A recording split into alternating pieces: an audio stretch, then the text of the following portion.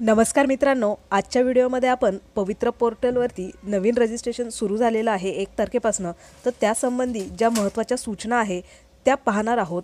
तर एक गोष्ट लक्षात घ्या, काही झालं तरी कुठल्याही प्रकारच्या चुका होणार नाही याची काळजी घ्या. कारण अनावधानाने एखादी जरी चूक झाली तरी सुद्धा ती आपल्याला भरतीतून बाद करू शकते. आपण जाणून बुजून कुठली चूक करणार नाही, परंतु एखादी चूक ही अनावधानाने देखील होऊ शकते. त्यामुळे त्या ठिकाणी भरतीतून बाद होण्याची चूक कारणीभूत ठरू नये यासाठी तुम्ही व्यवस्थित सूचना वाचा, नंतर तुमचं रजिस्ट्रेशन करा आणि सगळ्या गोष्टींची खात्री झाल्याशिवाय पूर्ण जर एकदा तुम्ही सेल्फ सर्टिफाईड केलं तर त्यानंतर तुम्हाला ते बदलता येणार नाही. त्यामुळे काही झालं तरी तुम्ही 2-4 दिवस पाहिजे तर तुम्ही रजिस्ट्रेशन करून ठेवा, परंतु 2-4 दिवस त्यामध्ये तसेच राहू द्या. जर तुम्हाला वाटलं त्याच्यामध्ये काही बदल करायचा आहे तर सेल्फ सर्टिफाईड करण्याच्या आधी तुम्ही बदल करू शकता. अशा वेळेस तुम्ही सगळ्यात पहिलं तर मेन म्हणजे तुम्ही सूचना वाचून घ्या आणि नंतर रजिस्ट्रेशनला सुरू करा. कारण ह्या सूचना खूप महत्त्वाच्या आहे. कारण सूचना ह्या प्रत्येक वेळेस JR बदलत जातात आणि JR प्रमाणे सूचना देखील बदलत जातात. आता अशाच प्रकारच्या देखील यामध्ये महत्त्वाच्या सूचना आहेत. त्याचप्रमाणे यामध्ये नक्की कोण पात्र आहेत कोण अपात्र आहे ते देखील सांगण्यात आलेलं आहे. तर आपण त्या सूचना पहिल्या व्यवस्थित पाहूया. या सूचनांसाठी तुम्हाला काय करायचं आहे तर सर्वात पहिलं http mahateacherrecruitmentorganization.in या तुम्हाला ऑफिशियल वेबसाईटवर जायचं आहे. तुम्हाला स्क्रीनवर दिसत असल्याप्रमाणे या ठिकाणी लॉग इन करायची वेबसाईट. त्यानंतर सगळ्यात पहिल्यांदा बघा टीचर रिक्रुटमेंट 2022 हा ऑप्शन त्या ठिकाणी येऊन जाईल. त्यावरती क्लिक करा. क्लिक केल्यानंतर बघा तुम्हाला 2 टॅब दिसत आहे, एक येलो आणि एक स्काय ब्ल्यू कलर. आता हा येलो कलर 2017साठी आपल्याला स्काय ब्ल्यू कलरवरती म्हणजेच पवित्र पोर्टल 2022 या टॅबवरती तुम्हाला क्लिक करून घ्यायचं आहे. आता क्लिक केल्यानंतर या अशी विंडो त्या ठिकाणी तुम्हाला दिसत आहे. आता ही लॉग इन पासवर्ड करायचा आहे हा सिक्युरिटी पिन टाकून. आता हे रजिस्ट्रेशन कधी होणार, जेव्हा तुम्ही हे रजिस्टरवरती क्लिक केलं त्यामध्ये तुम्हाला सगळ्यात पहिला तुमचा टेटचा रोल नंबर आणि ॲप्लिकेशन नंबर टाकून ते लॉग इन करून घ्यायचं आहे, रजिस्टर करून घ्यायचं आहे. आणि नंतर हे जे ऑप्शन दिसतात लॉग इन आणि पासवर्ड त्यानंतरची ही प्रोसिजर आहे. परंतु ह्या सर्व गोष्टींना सुरुवात करण्याच्या आधी खूप महत्त्वाची गोष्ट आहे ते म्हणजे खाली तुम्हाला जे ऑप्शन दिसतात बघा, गाईडलाईन्स आहेत ॲप्लिकेशन्सवाल्यांसाठी, संस्थेसाठी आणि खाली इन्स्ट्रक्शन आहेत गाईडलाईन्स. तर आपल्याला खालचे कोणतेच ऑप्शन गरजेचे नाही, परंतु जो 1 नंबरचा आहे गाईडलाईन्स इन्स्ट्रक्शन्स फॉर ॲप्लिकांट. आता हे जे ॲप्लिकांटसाठी गाईडलाईन्स आहेत त्या खूप महत्त्वाच्या आहेत. तुम्ही एकदा नाही दोनदा नाही हवं तर 3-3 वेळेस वाचा, परंतु त्याकडे दुर्लक्ष करू नका. तर यामध्ये ह्या 4 मेन गाईडलाईन्स याच्यामध्ये इन्स्ट्रक्शन्स देण्यात आलेले आहे. तर सगळ्यात पहिली जी आहे सर्टिफिकेशन गाईडलाईन्स ही PDF जरा जास्त मोठी आहे. त्यानंतर दुसरा आहे लिस्ट ऑफ डॉक्युमेंट्स. त्यानंतर तिसरा आहे कॅन्डिडेट. चौथा आहे वर्क फ्लो. आता सगळ्यात आपण जी पहिली आहे ती लास्टला बघूया. त्यानंतर दुसरा आहे list of documents to be uploaded. आता 2 नंबरची नोटिफिकेशन पाहूया. 2 नंबरची जी नोटिफिकेशन होती त्यामध्ये 2 पेजेसची ही PDF आहे. तर बघूया आपण. सगळ्यात पहिल्यांदा शिक्षक अभियोग्यता बुद्धिमत्ता चाचणी 2022 अभियोग्यता उमेदवारांना पवित्र प्रणालीवर स्वप्रमाणपत्र पूर्ण करण्यासाठी अपलोड करण्यासाठीची आवश्यक कागदपत्रांची यादी. आता ही कोणते डॉक्युमेंट्स तुम्हाला नेमके अपलोड करायचे आहेत ते या ठिकाणी यादी देण्यात आलेली आहे. तर टेट 2022 चाचणीच्या वेळी सादर केलेल्या छायाचित्र अथवा अद्ययावत छायाचित्र. म्हणजे तुम्ही टेटला जेव्हा ॲप्लिकेशन केलं होतं त्या ठिकाणी तुम्ही सिग्नेचर आणि फोटो अपलोड केला होता, तर तोच फोटो किंवा दुसरा केला तरी चालेल, परंतु अद्ययावत असं त्यांनी सांगितलेलं आहे. त्याचप्रमाणे सिग्नेचर, फोटो आणि सिग्नेचर. त्यानंतर तिसरा आहे महत्त्वाचा म्हणजे महाराष्ट्राचे रहिवासी असल्याबद्दल डोमेसाईल. ऑब्व्हियसली तुम्ही महाराष्ट्रात राहता त्यामुळे तुमच्याकडे डोमेसाईल, तुम्हाला जर रिझर्वेशनचा लाभ घ्यायचा असेल तर तुम्हाला डोमेसाईल सर्टिफिकेट देखील लागतं. त्याचप्रमाणे जातीचा दाखला आणि जात वैधता प्रमाणपत्र, त्याला आपापल्या जातीचं प्रमाणपत्र हे लागतं. त्याचप्रमाणे त्याची वैधता प्रमाणपत्र देखील आवश्यक आहे. समांतर आरक्षण. आता तुम्हाला सर्वांना माहीत असेल आरक्षण 2 प्रकारचं असतं, एक म्हणजे सामाजिक आरक्षण, दुसरं म्हणजे समांतर आरक्षण.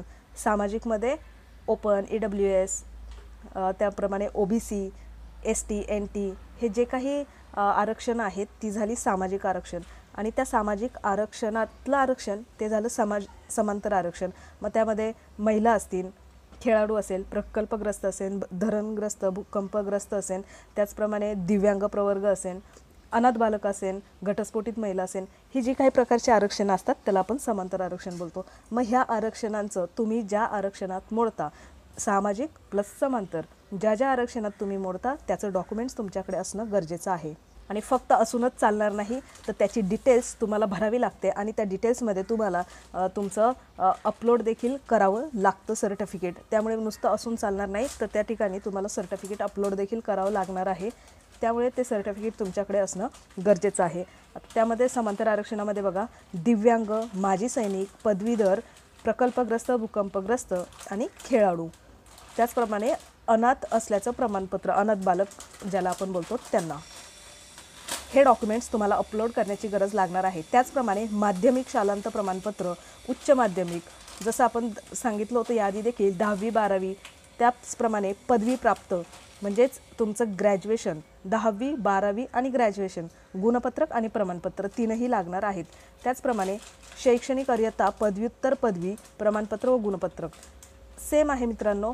10वी 12वी, ग्रॅज्युएशन, पोस्ट ग्रॅज्युएशन, त्याचप्रमाणे तुमचं MPhil, नेट, सेट जे काही तुम्ही केलेलं असेल ते सगळं तुम्हाला या ठिकाणी लागणार. त्याचप्रमाणे त्याच्यावरच्या डेट आणि अपलोड करावे देखील लागणार डॉक्युमेंट्स. त्याचप्रमाणे पदव्युत्तर पदवी स्तरावरील व्यावसायिक अर्हता. आता व्यावसायिक अर्हतामध्ये माहिती आहे तुम्हाला BEd येतं, BPEd येतं, DEd येतं, DTEd येतं, त्याचप्रमाणे MAd येतं, MPEd येतं, ज्या काही तुमची व्यावसायिक अर्हता असेल. आता ह्या डॉक्युमेंट्समध्ये 3 प्रकार असतात. एक म्हणजे तुमचे एज्युकेशनल, दुसरं प्रोफेशनल आणि तिसरं अदर डॉक्युमेंट्स. तर आता एज्युकेशनलमध्ये तुमचं 10वी 12वी, graduation, post graduation, PhD, MPhil हे प्रकार असतात तुमचे एज्युकेशनल. आणि प्रोफेशनलमध्ये तुमचं DEd, BEd, MAd किंवा DTEd, BPEd, MPEd हे जे काही येतं ते तुमचं व्यावसायिक अर्हतामध्ये येतं, प्रोफेशनल क्वालिफिकेशनमध्ये. आणि अदर डॉक्युमेंट्समध्ये तुमचं जे आरक्षणांचे प्रकार येतात तर ते अदर डॉक्युमेंट्स म्हणून तुमचे येतात. म्हणजेच त्या ठिकाणी तुमचं डोमेसाईल, आरक्षणाचा लाभ, नॉन क्रिमिलेअर, EWS, OBC, सामाजिक आणि समांतर हे 2 प्रकारचे जे आरक्षण आहेत ते डॉक्युमेंट्स तुमचे ऑदरमध्ये येणार. तर अशा प्रकारचे तुम्हाला डॉक्युमेंट्स अपलोड करावं लागणार जे घटक तुम्हाला लागू आहेत आणि त्याचा तुम्हाला लाभ घ्यायचा आहे. जर तुमच्याकडे तुम्ही EWS आहात परंतु तुमच्याकडे प्रमाणपत्र नाही, तर अशा वेळेस तुम्ही त्या रिझर्वेशनचा लाभ घेऊ शकत नाही.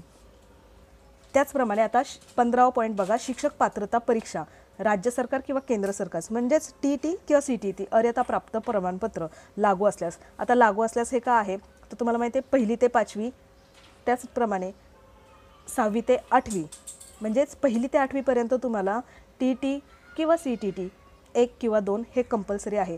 परंतु 9वी 10वीसाठी TET किंवा CTETची गरज नसते. 11वी म्हणजेच 9वीपासून पुढे TET किंवा CTETची गरज नसते. त्यामुळे 8वीपर्यंत पेपर 1 किंवा पेपर 2 जी काही कॅटेगरी ठरवून दिलेली आहे त्याप्रमाणे ते पात्र असणं गरजेचं आहे. तसं तुम्हाला मार्कशीट त्या ठिकाणी अपलोड करावं लागणार आहे. त्याचप्रमाणे या ठिकाणी आत्महत्या शेतकऱ्यांचे पाल्य असल्यासचे प्रमाणपत्र. आता समांतर आरक्षणामध्ये हे एक आरक्षण आहे की ज्या शेतकऱ्यांनी आत्महत्या केली त्यांच्या मुलांना या ठिकाणी आरक्षण दिलं जातं, तर त्यांना त्याचं प्रमाणपत्र सादर करावं लागणार. स्वातंत्र्य सैनिकांचा वारसा असल्याचेच, म्हणजेच ज्यांना आपण समांतर आरक्षणामध्ये आरक्षण असतं, हे सामाजिक आरक्षणातील आरक्षण म्हणजे समांतर आरक्षण. तर त्या समांतर आरक्षणामध्ये स्वातंत्र्य सैनिकांच्या वारसांसाठी जागा रिझर्व असतात, तर त्यांचा लाभ घेण्यासाठी त्यांना हे प्रमाणपत्र गरजेचं आहे. सेम ज्या ज्या कॅटेगरीचा किंवा ज्या तुम्हाला आरक्षणाचा लाभ घ्यायचा आहे त्याचं प्रमाणपत्र तुम्हाला लागणार आहे. त्याचप्रमाणे या ठिकाणी छायाचित्र स्वाक्षरी JPG आणि JPEG या फॉर्मॅटमध्ये कमाल 100 KB मर्यादित. साईज देखील बघून घ्या, त्यामुळे इतर कागदपत्रांची साईज देखील 500 KB मर्यादित असणे आवश्यक आहे. म्हणजेच मर्यादा दिलेली आहे, 100च्या कमी पाहिजे जास्त नाही, 500च्या कमी पाहिजे जास्त नाही. म्हणजेच या ठिकाणी आता एक गोष्ट लक्षात घ्या की तुम्हाला नेमके कोणते डॉक्युमेंट्स लागणार आहे. तर तुम्ही TETला टेट एक्झाम द्यायच्या वेळेस तुम्ही जो फोटो आणि सिग्नेचर अपलोड केली होती, दुसरं पण चालेल परंतु ते असले तर अतिउत्तम. तर सिग्नेचर आणि फोटो तुम्हाला लागणार आहे. त्याचप्रमाणे तुम्हाला महाराष्ट्र राज्याचे रहिवासी असल्याचा डोमेसाईल सर्टिफिकेट लागतं। तुम्ही ज्या कोणत्या आरक्षणामध्ये मोडता, जे काही तुम्ही सामाजिक असेल समांतर आरक्षण, काही मुलं सामाजिक आरक्षणामध्ये देखील एखाद्या कॅटेगरीत मोडतात आणि त्यात समांतर आरक्षणामध्ये देखील मोडतात, त्याचप्रमाणे महिला म्हणून तुम्ही आरक्षण देखील घेत असतात काही महिला, तर अशा वेळेस तुम्हाला त्या त्या कॅटेगरीचा लाभ घेण्यासाठी तुमचे डॉक्युमेंट्सची आवश्यकता आहे आणि ते तुम्हाला अपलोड करायचं आहे। त्याचप्रमाणे एज्युकेशनल डॉक्युमेंट्समध्ये तुम्हाला 10वी 12वी ग्रॅज्युएशन पोस्ट ग्रॅज्युएशन ते तुम्ही जे काही केलेले असेल ते एज्युकेशन तुम्हाला लागणार आहे आणि ते अपलोड करायचं आहे। रजिस्ट्रेशन करण्यापूर्वी तुम्हाला हे सगळं तुम्हाला स्कॅन करून, पहिलं तुम्ही मोबाईलमधून फॉर्म भरत असाल तर तुम्हाला पहिलं स्कॅन करून त्या फॉर्मॅटमध्ये JPEG किंवा JPG फॉर्मॅटमध्ये तुम्हाला पहिलं ते तुमच्या मोबाईलमध्ये स्कॅन करून ठेवायचं आहे व्यवस्थित PDF करून। PDF नाही, त्यांनी JPEG सांगितलेलं आहे किंवा JPEG दोन्ही फॉर्मॅटमध्ये, तर स्कॅन करून व्यवस्थित ठेवा। जेव्हा तुम्ही रजिस्ट्रेशन करण्यासाठी बसणार, तुमचा फॉर्म रजिस्टर करण्यासाठी बसणार आहात, त्याच्या आधी या सर्व गोष्टी तुम्ही स्कॅन करून ठेवा। सिग्नेचर आणि फोटो दिलेल्या केबीमध्ये व्यवस्थित स्कॅन करून ठेवून घ्या आणि नंतर रजिस्ट्रेशनला सुरुवात करा। यानंतर डॉक्युमेंट्स अपलोडची प्रोसिजर सूचना झाल्याच्या नंतर आपल्याला तिसरा पॉईंट म्हणजेच कॅन्डिडेट सूचना, त्या सूचना पाहायच्या आहेत। त्या सूचना पाहणं खूप गरजेचं आहे। या सूचना देखील या ठिकाणी 2 पेजेसच्या आहे। तर बघा, सगळ्यात पहिलं शिक्षक अभियोग्यता बुद्धिमत्ता चाचणी 22/2/2023 ते 3/3/2023 पर्यंत या कालावधीमध्ये घेण्यात आली होती। तर त्यामध्ये 2 लाख हे जे काही विद्यार्थी बसले होते त्यांचा या ठिकाणी विचार नसून 2,16,443 उमेदवारांनी ही चाचणी दिली। तर कॉम्पिटिशनमध्ये 2,16,443च विद्यार्थी असणार, यापेक्षा जास्त विद्यार्थी यामध्ये नसणार। म्हणजेच टेट ही एक्झाममध्ये दुसरं कोणीही रजिस्टर करू शकत नाही, कारण टेटच्या एक्झाममध्ये तुम्हाला पवित्र पोर्टलवरती, आता एक जणाने विचारला होता असाही प्रश्न की मी टेट एक्झाम दिलेली नाही, परंतु मी पवित्र पोर्टलवर रजिस्ट्रेशन करू शकतो का? तर हे जे काही नवीन विद्यार्थी असतात त्यांना असे प्रश्न पडू शकतात, कारण त्यांना अनुभव नसतो। तर या ठिकाणी फक्त टेट धारकच पवित्र पोर्टलवर रजिस्ट्रेशन करू शकतो, कारण की पवित्र पोर्टलवर रजिस्ट्रेशनसाठी टेटचे मार्क्सच त्या ठिकाणी इन्क्लूड असतात, त्यामध्ये ॲटोमॅटिक अपडेट केलेले असतात। तुम्हाला त्यासाठी टेटचं मार्कशीट आणि ॲप्लिकेशन किती मार्क्स पडलेत हे त्या ॲप्लिकेशनमध्ये इन्क्लूड असतात। त्यामुळे तुम्हाला सीट नंबर आणि ॲप्लिकेशन नंबर टाकून कॅन्डिडेटला लॉग इन करायचा असतो रजिस्ट्रेशन झाल्याच्या नंतर। त्याचप्रमाणे दुसरा मुद्दा या ठिकाणी देण्यात आलेला आहे की या चाचणीमध्ये दिलेल्या उमेदवारांना स्वप्रमाणपत्र तयार करण्यासाठी या पोर्टलद्वारे सुविधा देण्यात आलेली आहे। यामध्ये फ्लोचार्ट देखील देण्यात आलेला आहे। उमेदवारांना स्वप्रमाणपत्र करताना आवश्यक असणारा तपशीलवार मार्गदर्शक सूचना देखील पवित्र पोर्टलवर दिलेल्या आहेत, कारण वारंवार सांगितलं जात आहे की यामध्ये सूचनेचं पालन करा। त्याचप्रमाणे या ठिकाणी 2018 आणि 19 या मुद्द्यामध्ये बघा की ज्यांनी काही फ्रॉड केलेला आहे, गैरप्रकार केलेला आहे, त्यांना यामधून वगळण्यात आलेलं आहे। त्याचप्रमाणे 2023चे जे CTET ॲपियर विद्यार्थी होते, ज्यांचा की रिझल्ट येणं बाकी होतं जेव्हा अभियोग्यता व बुद्धिमत्ता चाचणीचं रजिस्ट्रेशन होत होतं, तर अशा विद्यार्थ्यांना यामध्ये संधी दिलेली आहे आणि CTET ॲपियरवाले यामध्ये पात्र आहेत रजिस्ट्रेशन करण्यासाठी। त्यामुळे ज्यांनी गैरप्रकार केलेले आहे त्यांना यामधनं भरतीतनं बाद केलेलं आहे आणि CTET ॲपियरवाल्यांना यामध्ये संधी दिलेली आहे। त्याचप्रमाणे पॉईंट 5 नंबरचा बघा की टेटचे एक्झामच्या वेळेस जेव्हा ॲप्लिकेशन फॉर्म भरत होते मुलं, तर काहींना, आता कुणी या ठिकाणी जाणून बुजून केलेलं नसेल, परंतु 5 नंबरचा पॉईंटमध्ये बघा, ज्यांनी दोनदा ॲप्लिकेशन केलं आणि 2 हॉल तिकीट जनरेट झाले आणि 2दा एक्झाम दिली, त्यांना देखील या भरतीमधनं बाद करण्यात आलेलं आहे। आणि जरी त्यांनी या ठिकाणी रजिस्ट्रेशन केलं तरी नंतर ते निदर्शनास आल्यानंतर त्यांना भरतीतनं कायमस्वरूपी बाद करण्यात येईल, त्यांची कोणत्याही टप्प्यावरती उमेदवारी रद्द करण्यात येईल। परंतु बघा, अशा काही गोष्टी असतात, ह्या सूचना त्यासाठीच नीट वाचाव्या लागतात, कारण की कोणत्याही टप्प्यावरती उमेदवाराला रद्द केलं जाऊ शकतं। कारण या ठिकाणी आता या विद्यार्थ्यांनी गोंधळून जाऊन डबल ॲप्लिकेशन केलं असेल किंवा कधीकधी त्या ठिकाणी त्यांच्या लँड स्क्रीन न वापरल्यामुळे किंवा छोट्या स्क्रीनचा देखील प्रॉब्लेम असू शकतो, परंतु ते ॲप्लिकेशन न झाल्यामुळे दोनदा ॲप्लिकेशन केलं आणि मग 2 हॉल तिकीट जनरेट झाले आणि अशा वेळेस त्यांनी 2दा एक्झाम दिली।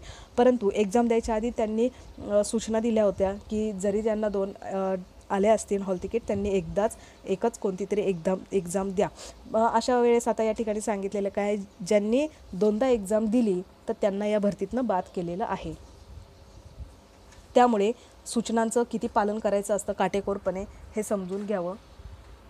त्याचप्रमाणे 6 नंबरचा पॉईंट आहे की स्वप्रमाणपत्र पूर्ण करण्यासाठी 15 दिवसांची यामध्ये मुदत देण्यात आलेली आहे. त्याचप्रमाणे TT किंवा CTTच्या माहितीमध्ये तफावत येईल अशा उमेदवारांना राज्यातील आपण निवड केलेल्या जिल्ह्याचे शिक्षणाधिकारी प्राथमिक यांच्याकडून सदर उमेदवार आपणच असल्याचे सिद्ध करण्याची विनंती, अर्ज, ओळखीचा पुरावा, संबंधित कागदपत्रे यासह संपर्क साधावा. सदरची सुविधा लवकरच देण्यात स्वतंत्रपणे पोर्टलवर सूचना प्रसिद्ध करण्यात येईल.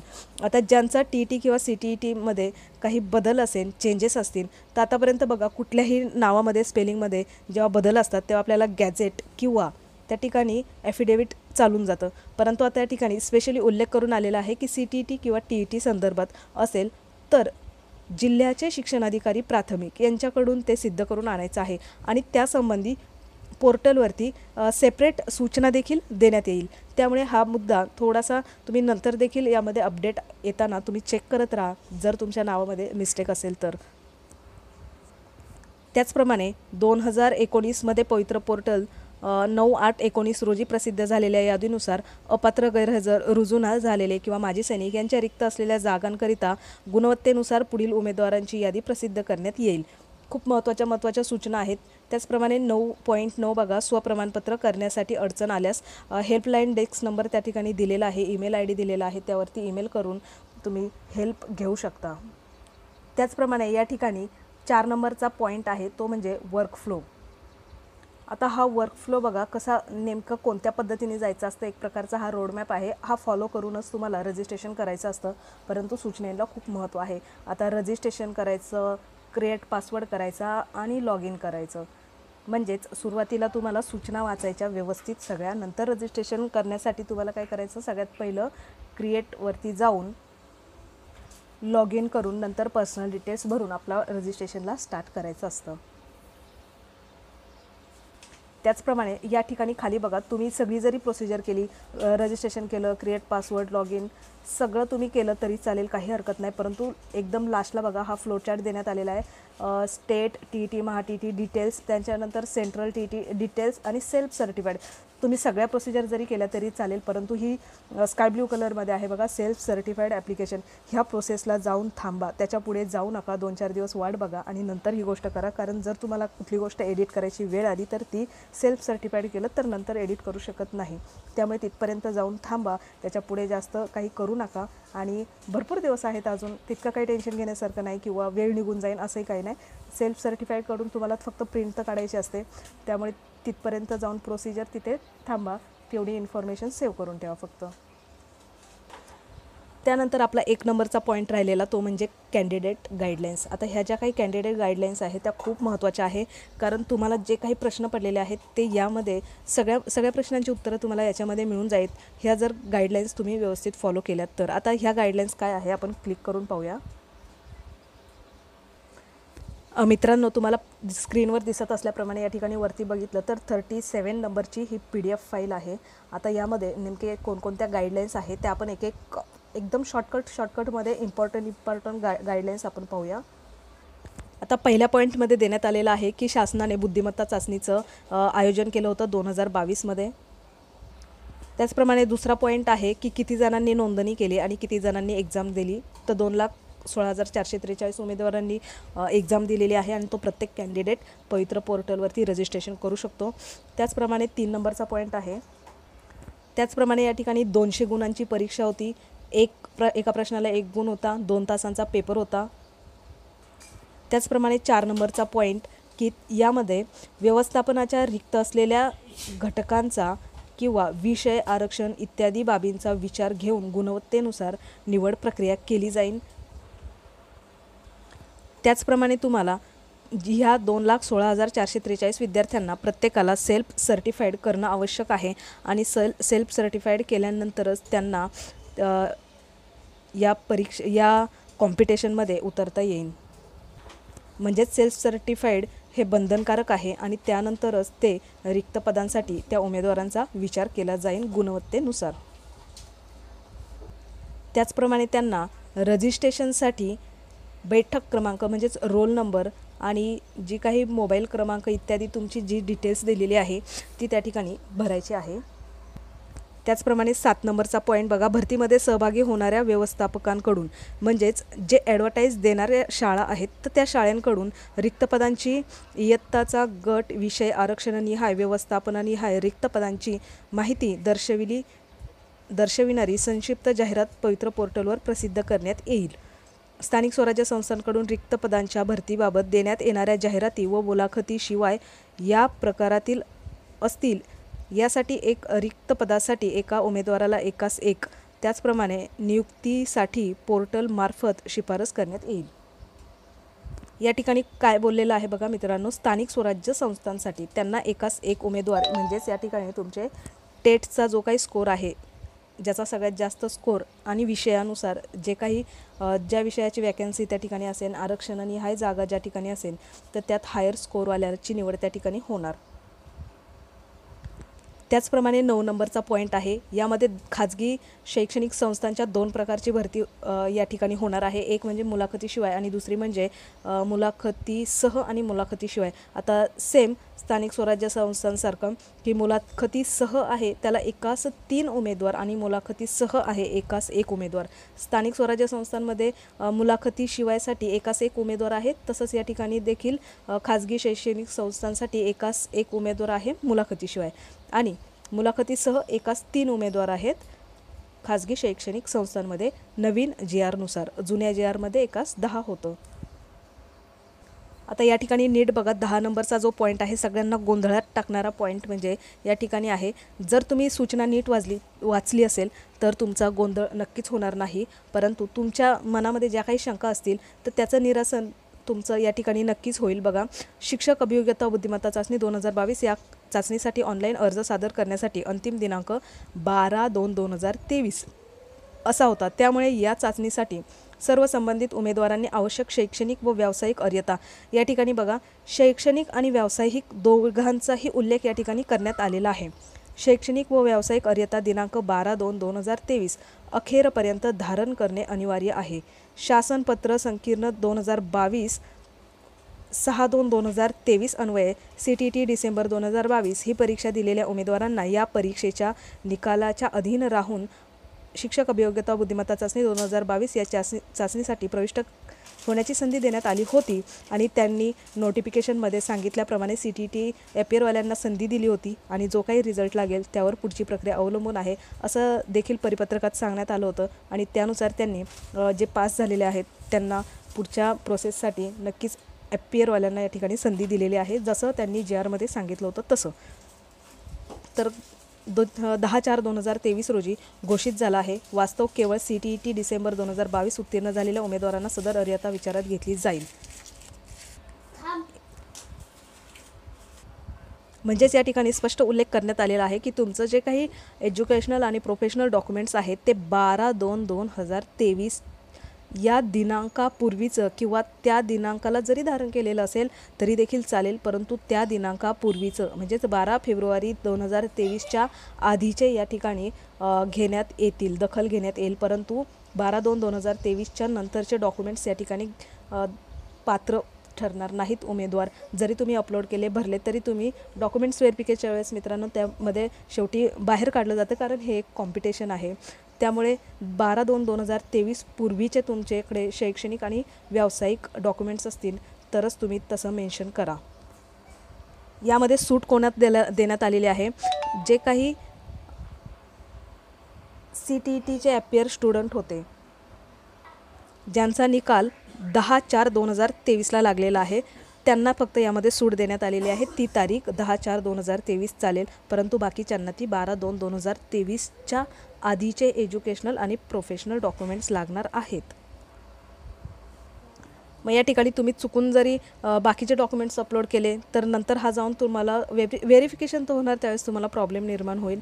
आणि या ठिकाणी 12/2/2023 असे कितीतरी स्टुडंट असतील की अगदी काठावरती किंवा 1-2 महिन्यांसाठी देखील त्यांचं आता या ठिकाणी नुकसान होणार आहे. परंतु नियम आहे आणि त्यांच्या सूचना आहेत, कारण आपण बघतो आहे की जेव्हा त्यांनी टेटचे हॉल तिकीट किंवा ज्यांनी दोनदा ॲप्लिकेशन केलं त्यावेळेस देखील सूचना दिल्या होत्या. आता ते त्यांना भरतीतून बाद केलेलं आहे. मग ते विद्यार्थी काही गुन्हेगार नाही किंवा चुकूनही झालं असेल, किंवा जर सूचना दिली होती दोनदा एक्झाम देऊ नका तर देणं अपेक्षित नव्हतं. त्यामुळे अशा विद्यार्थ्यांना भरतीतनं बाद केलेलं आहे. त्यामुळे चुकूनही चुकीची माहिती भरू नका. त्याचप्रमाणे 12 नंबरचा पॉईंट बघा. जाहिरातीत आरक्षण इयत्ता, गट, विषय, उमेदवारांनी निवडलेले प्राधान्यक्रम या गुणवत्तेनुसार एकत्रित विचार करून त्या व्यवस्थापनांसाठी सर्वसाधारण गुणवत्ता यादी पवित्र पोर्टलवर प्रसिद्ध करण्यात येईल. तुम्ही दिलेले प्रिफरन्स, तुमचं एज्युकेशनल प्रोफेशनल क्वालिफिकेशन तुम्ही नीट लक्षात घेऊनच तुम्ही प्रिफरन्स द्या तिथे. 14 नंबरचा पॉईंट आहे, त्या व्यवस्थापनांची सर्वसाधारण गुणवत्ता यादी प्रसिद्ध ही नंतरची गोष्ट आहे की प्रसिद्ध करण्यात येईल आणि मूळ प्रत घेऊन समुपदेशन पद्धतीने नियुक्ती आदेश देण्यासाठी आवश्यक ती कार्यवाही करण्यात येईल. त्याचप्रमाणे या ठिकाणी स्वप्रमाणपत्राबद्दल एक सूचना देण्यात आलेली आहे की ती म्हणजे स्वप्रमाणपत्राची खोटी माहिती देणं किंवा खरी माहिती दडवून ठेवणं, त्यात अनियमित कृत खाडाखोड किंवा चुकीच्या गोष्टी जर तुम्ही केल्या तर तुम्ही कोणत्याही क्षणी भरतीतून बाद ठरले जाण, अपात्र व्हाल. त्याचप्रमाणे त्यातला एक पॉईंट आहे की पहिला नंबर, उमेदवारांनी स्वप्रमाणपत्राची माहिती भरून स्वतःची नोंदणी पोर्टलवर करणे आवश्यक आहे. दुसरा आहे की त्या पवित्र पोर्टलवरील नोंदणी रजिस्ट्रेशनमध्ये सेल्फ सर्टिफाईड प्रक्रिया स्वतः करणे आवश्यक आहे. इतरांकडनं ती करून घेऊ नका. स्पष्ट सूचना आहेत या ठिकाणी. अर्ज मराठी आणि इंग्रजीमध्ये उपलब्ध झाला असला तरी उमेदवारांनी नोंदणी, रजिस्ट्रेशन व स्वप्रमाणपत्र सेल्फ सर्टिफाईडसाठी आवश्यक माहिती इंग्रजीमध्ये कॅपिटल लेटरमध्ये भरायची आहे. महत्त्वाच्या सूचना आहेत बघा की सेल्फ सर्टिफाईड तुम्हाला इंग्लिश कॅपिटल लेटरमध्येच भरायचं आहे. त्याचप्रमाणे नाव, पत्ता, आडनाव यामध्ये योग्य तो स्पेस सोडावा. म्हणजे आपण व्यवस्थित जसं तुम्ही लिहिता तसंच पण काळजी घेऊन लिहा, अशा स्पष्ट सूचना या ठिकाणी देण्यात आलेल्या आहे. शैक्षणिक व व्यावसायिक अर्हतेसंदर्भात स्वप्रमाणपत्रांमध्ये आवश्यक असलेली माहिती दिलेल्या क्रमाने नमूद करावी. संबंधित परीक्षेच्या गुणपत्रकातील दिनांक हा शैक्षणिक व व्यावसायिक अर्हता धारण केल्याच्या दिनांकास मानण्यात येईल. म्हणजे जे काही त्यांनी सांगितलेलं आहे की 12/2/2023 हा दिनांक तुम्ही कसा ग्राह्य धरणार, तर तुम्ही कोणत्या वर्षी एक्झामला बसलेलात, कोणत्या वर्षी शिकत होतात हे काहीही त्या ठिकाणी महत्त्वाचं नाही. तुमचं मार्कशीट ज्या तारखेला इश्यू करण्यात आलेलं आहे, जी तारीख तुमच्या मार्कशीटवर आहे ती तारीख या ठिकाणी धरण्यात येईल.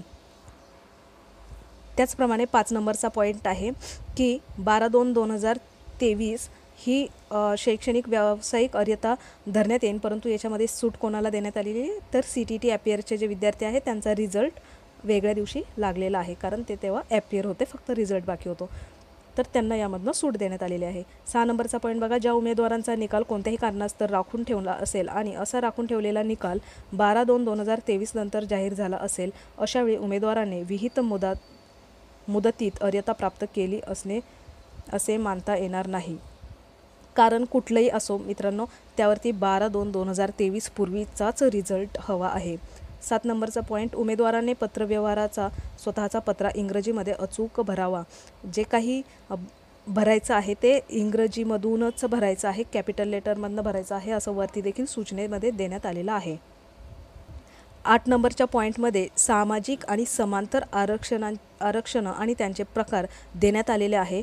तर ते तुम्हाला एकापेक्षा जास्त दावे करू इच्छित असल्यास त्याप्रमाणे तुम्हाला स्वप्रमाणपत्र नमूद करावे लागणार आहेत. जसं की एक आरक्षण म्हणजे समजा तुम्ही EWSमध्ये असाल, मग हे झालं तुमचं एक सामाजिक आरक्षण. परंतु तुम्ही EWSमध्ये सुद्धा तुम्ही महिला असाल किंवा तुम्ही त्यामध्ये धरणग्रस्त असाल, प्रकल्पग्रस्त असाल, म्हणजे एकापेक्षा तुम्ही जास्त रिझर्वेशनचा लाभ घेणार आहात, तर त्याप्रमाणे तुम्हाला स्वप्रमाणपत्र त्यामध्ये स्पष्टपणे त्याचा उल्लेख करायचा आहे. आता हे जे काही तुमचे डॉक्युमेंट्स आहे, सामाजिक आरक्षण, समांतर आरक्षण, तर यासाठी तुम्हाला नंतर एक मुदतवाढ म्हणून GR काढण्यात आला होता, तो बघा 31 मार्च 2023. आता त्यासाठी डॉक्युमेंट्स तुम्हाला 31 मार्च 2023 पूर्वीचे चालणार आहेत. 31 मार्च ही तुमची लास्ट डेट असणार आहे तुमच्या डॉक्युमेंट्सवरती. आता तुम्ही कधी काढले ते 2-3 महिन्यांनी तुम्हाला भेटले, 4 महिन्यांनी भेटले किंवा तुम्ही खूप दिवसांनी काढले, असं त्यामध्ये तुम्ही कधी काढले ते महत्त्वाचं नसून तुम्हाला इश्यू झाले त्यावरती जी डेट आलेली आहे ती महत्त्वाची आहे. तर ती 31/3/2023 याच्या पूर्वीची असायला आहे. ही नवीन GR नुसार एक वाढवून दिलेली तारीख होती. म्हणजेच तुमचे एज्युकेशनल आणि प्रोफेशनल डॉक्युमेंट्ससाठी 12 फेब्रुवारी 2023 आणि तुमचे अदर डॉक्युमेंट्स आहे आरक्षणासाठीचे जे अदर डॉक्युमेंट्स बोलतो आपण त्याला 31 मार्च 2023 ही अंतिम दिनांक आहे. 10 नंबरचा पॉईंट बघा. आरक्षित प्रवर्गाचा दावा करणाऱ्या उमेदवारांकडे अनुसूचित जाती, अनुसूचित जमाती आणि खुल्या प्रवर्गातील महिला वगळून इतर प्रवर्ग गटात मोडत नसल्याचे प्रमाणपत्र म्हणजेच नॉन क्रिमिलेअर प्रमाणपत्र असणं आवश्यक आहे. आता नॉन क्रिमिलेअर प्रमाणपत्र म्हणजेच तुम्ही उन्नत व प्रगत गटात मोडत नाहीत, म्हणजेच तुमचं वार्षिक उत्पन्न हे 8 लाखाच्या आतमध्ये असेल तर त्यांना हे नॉन क्रिमिलेअर प्रमाणपत्र भेटतं. परंतु ओपन कॅटेगरीच्या महिलांना 30% आरक्षण घेण्यासाठी हे नॉन क्रिमिलेअर प्रमाणपत्राची आवश्यकता होती. त्यांना हे काढावं लागत होतं, परंतु एप्रिल आणि मेच्या दरम्यान एक नवीन GR प्रसिद्ध करण्यात आला. त्यानुसार ओपन कॅटेगरीच्या महिलांना त्यामुळे या ठिकाणी ओपन कॅटेगरीच्या महिला आणि अनुसूचित जाती जमातीच्या लोकांना त्यांना सोडून बाकीच्यांना आरक्षणाचा लाभ घ्यायचा असेल तर नॉन क्रिमिलेअर प्रमाणपत्राची आवश्यकता आहे. त्याचप्रमाणे या ठिकाणी अनुसूचित जाती जमाती, खुल्या प्रवर्गातील महिला आणि यामध्ये EWSचे देखील विद्यार्थी येतात, कारण की तुमचं EWS म्हणजेच तुम्ही उन्नत व प्रगत गटात मोडत नाही, इकॉनॉमिकल विकर सेक्शन आहात, 8 लाखाच्या आतमध्ये उत्पन्न आहे म्हणून तर तुम्ही आरक्षणाचा लाभ घेत आहात. त्यामुळे EWS वाल्यांना देखील हे प्रमाणपत्र काढण्याची गरज नसते नॉन क्रिमिलेअर. परंतु या ठिकाणी EWS हे प्रमाणपत्र आता आरक्षण हे वेगळ्या प्रकारचं असतं. जसं महाराष्ट्रामध्ये 5% आरक्षण देण्यात आलेलं आहे आणि हे 2 प्रकारचं EWS असतं, एक तर सेंट्रल गव्हर्नमेंट आणि एक महाराष्ट्र गव्हर्नमेंटमध्ये. त्यामुळे महाराष्ट्राचा विचार केला तर आपल्याला या ठिकाणी 5% आरक्षण EWS वाल्यांना भेटतं. त्याचप्रमाणे या ठिकाणी 12 नंबरचा पॉईंट आहे की कोणत्याही प्रकारचे तुम्ही स्वप्रमाणपत्रामध्ये पात्रतेविषयी मूळ कागदपत्र, कोणतीही चुकीची माहिती किंवा वेगळे कागदपत्र पडताळणीच्या वेळेस ते पाहिले जातील आणि ती सत्यप्रत असल्याचे समजल्याच्या नंतर त्यामध्ये उमेदवारांना पात्र केलं जाईल. परंतु त्यामध्ये खोटी प्रमाणपत्रे जर सादर केली तर कोणत्याही टप्प्यावरती तुमची उमेदवाराची पात्रता ही रद्द करण्यात येईल. 14 नंबरच्या पॉईंटमध्ये देण्यात आलेला आहे कोणत्याही प्रकारच्या फसवणुकीपासून तुम्ही स्वतःचं सावध राहा. त्यामुळे कुठलाही प्रॉब्लेम झाला तर त्यासाठी पवित्र पोर्टल जबाबदार राहणार नाही. त्याचप्रमाणे 15 नंबरचा पॉईंट आहे की विविध शासन निर्णयाकडे काळजीपूर्वक स्वतः वाचा आणि स्वप्रमाणपत्राची माहिती भरा. जे काही सूचना असतात त्या तुम्ही स्वतः वाचा आणि स्वतः माहिती भरा. 16 नंबरचा पॉईंट आहे की केव्हाही कोणतेही बदल करण्यात आले तर ते तुम्ही सतर्क राहा, कारण पोर्टलवरती त्याची अपडेट दिली जाईल. त्याचप्रमाणे या ठिकाणी मागासवर्गीय आरक्षण देण्यात आलेलं आहे. तुम्ही आरक्षण घेणार तर तुम्ही ज्या कॅटेगरीचं आरक्षण घेत आहे त्याचं सर्टिफिकेट तुमच्याकडे असणं गरजेचं आहे. त्याचप्रमाणे या ठिकाणचा पुढचा 5 नंबरचा पॉईंट बघा. आर्थिकदृष्ट्या दुर्बल घटकातील आरक्षणासंदर्भात राज्याच्या आर्थिक दुर्बल घटकातील ज्या व्यक्तींच्या जातीचा महाराष्ट्र राज्य लोकसेवा अनुसूचित जाती जमाती, विमुक्त जाती, भटक्या जमाती, विशेष प्रवर्ग, मागास प्रवर्ग आणि इतर मागास प्रवर्ग यांच्यासाठी आरक्षण 2001 अन्वये विहित करण्यात आलेल्या मागास वर्गांसाठी अथवा शासनाकडून वेळोवेळी जारी करण्यात आलेल्या उमेदवार आदेशानुसार घोषित मागासवर्गीयांमध्ये समावेश नसेल अशा उमेदवारांना आर्थिकदृष्ट्या दुर्बल घटकातील आरक्षणाचा लाभ अनुदेय आहे. याबाबत शासनाने वेळोवेळी ठरवून दिलेले निकष लागू राहतील. त्याचप्रमाणे पुढचा पॉईंट दिलेला आहे सामाजिक नंतर समांतर आरक्षणाचा, की समांतर आरक्षणामध्ये 30% महिला असतील, 15% माजी सैनिक असेल, अंशकालीन 10% प्रकल्पग्रस्त, 5% भूकंपग्रस्त, 2% खेळाडू, 5% आणि अनाथ 1% याप्रमाणे आरक्षण देण्यात येईल. त्याचप्रमाणे या ठिकाणी महिलांसाठीचं जे आरक्षण आहे त्याची इन्फॉर्मेशन दिलेली आहे. माजी सैनिक आरक्षण, प्रकल्पग्रस्त आरक्षण, भूकंपग्रस्त आरक्षण, प्रावीण्यप्राप्त खेळाडू आरक्षण असेल, अनाथ व्यक्ती आरक्षण असेल, दिव्यांग व्यक्तींसाठीचं आरक्षण. आता दिव्यांगमध्ये या ठिकाणी 4-5 प्रकारचं आहे. जे 4% आरक्षण आहे ते 5 वेगवेगळ्या याच्यामध्ये डिस्ट्रीब्यूट केलेलं आहे. त्याचप्रमाणे त्यांचं दिव्यांग हे 40% असणे आवश्यक आहे, त्याचं प्रमाणपत्र त्यांच्याकडे असणं आवश्यक आहे. त्याचप्रमाणे महाराष्ट्र कर्नाटक सीमा भागातील उमेदवारांसाठी यामध्ये तरतूद देण्यात आलेली आहे. पाठीमागे काही दिवसांपूर्वी याचा एक स्पेशल GR देखील काढण्यात आला होता. त्यानंतर पुढचा पॉईंट आहे लहान कुटुंबाचे प्रमाणपत्र 28 मार्च 2006. त्यानंतर हम दो हमारे दो पेक्षा जास्त असेल तर तुम्ही भरतीतनं बाद होता. शिक्षकांची ऑनलाईन कामं बघता आता प्रत्येक शिक्षकाला ऑनलाईन किंवा कम्प्युटरचं ज्ञान असावं, त्यामुळे MSCIT किंवा CCC किंवा तत्सम एखादा कम्प्युटरचा कोर्स असणं गरजेचं आहे.